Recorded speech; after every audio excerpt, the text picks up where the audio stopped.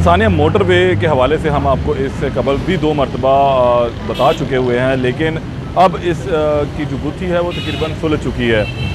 आबद मलही जो इसका मरकज़ी किरदार है वो अभी तक गिरफ़्तार नहीं है, लेकिन इसका शरीक मुल्ज़म शफ़क़त अली जो है वो गिरफ़्तार हो चुका है और आज उसको इंसदाद दहशतगर्दी की ख़ुसूसी अदालत में पेश भी कर दिया गया। वाक़या एक दफ़ा फिर रिकॉल कर दूँ कि 9 सितंबर को एक खातून मोटरवे के ऊपर गाड़ी का पेट्रोल ख़त्म होने की वजह से अपने 2 मासूम बच्चों के साथ मौजूद थी कि इस दौरान ये दोनों दरिंदा से लोग पहुँचे और इन्होंने एक तो लूट मार की और उसके बाद असवद दरी करके वहाँ से भाग निकलने में कामयाब भी हुए। मामला मीडिया तक पहुँचा और उसके बाद फिर लाहौर पुलिस भी एक्टिव हुई।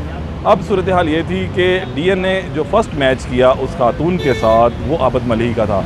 आबद ही के रिकॉर्ड से फिर एक और शख्स का पता लगा जिसका नाम वकारुल हसन था और उसका ये कहना था कि वो इस तमाम वाक़े में शामिल नहीं है। अब जब मेन वाक़ई बात सामने आई तो उसके साथ एक और मुल्ज़म का नाम आया जिसका नाम शफ़क़त अली है और उसको गिरफ़्तार करने के लिए छापे मारे गए। तो 2 रोज़ कबल दीपालपुर से लाहौर पुलिस ने इस शख्स को गिरफ़्तार किया। जब इससे तफ्तीश की गई तो इसने इतराफ़ जुर्म भी किया और इसके DNA की रिपोर्ट भी जो है वो मैच करवाने के लिए भिजवा दी गई। खातून ने भी इसकी शनाख्त जो है वो हमारे ज़राए के मुताबिक कर दी हुई है।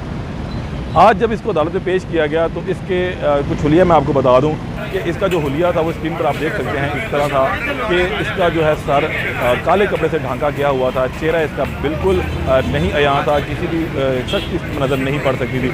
पुलिस की भारी नफरी में बख्तबंद गाड़ी में इसको यहाँ पहुँचाया गया।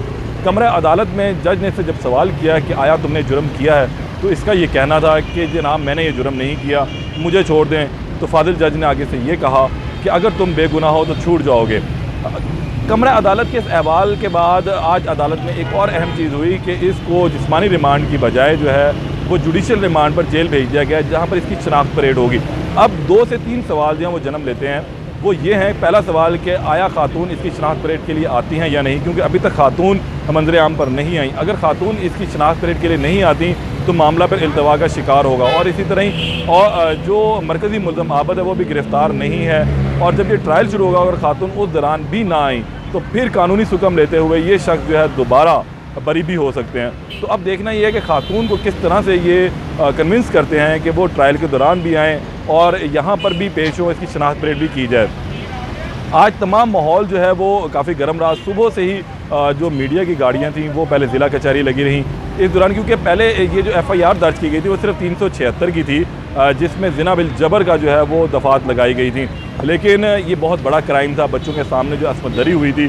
तो लाहौर पुलिस ने बेहतर समझा कि अब इसमें 780 की दफ़ात जो है दहशतगर्दी की दफ़ात वो भी शामिल कर दी जाएँ और उसके बाद इस शख्स को जुडिशल मजिस्ट्रेट की बजाय सेशन जज जो इंसदाद दहशतगर्दी के एडवन जज है उनके सामने पेश किया गया और अब ये जुडिशल रिमांड पर 14 रोज़ के लिए जेल भेज दिया गया, जहाँ इसकी शनाख्त परेड होगी और दीगर जो लोग हैं वो भी इसकी शनाख्त के लिए आएंगे कि आया ये उनका मुल्ज़म है या नहीं, क्योंकि ये पहला वाक़या नहीं है। इस तरह के कई वाक़यात जो अभी तक हमारी इत्तलात हैं इन्होंने किए हैं, लेकिन विक्टिम सामने नहीं आए क्योंकि इज़्ज़त की वजह से वो चुप रहे।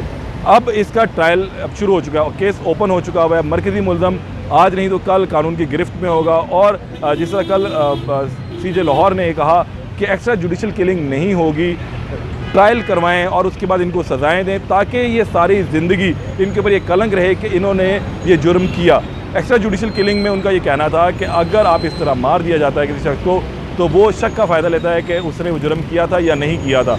तो अब आज इसका जो ट्रायल एक किस्म का शुरू हो चुका है, जुडिशल हो चुका हुआ है आज, और अब जैसे ही दूसरा मुल्ज़म गिरफ़्तार होगा तो उसको भी इंसदाद दहशतगर्दी ख़ुसूसी अदालत में पेश किया जाएगा।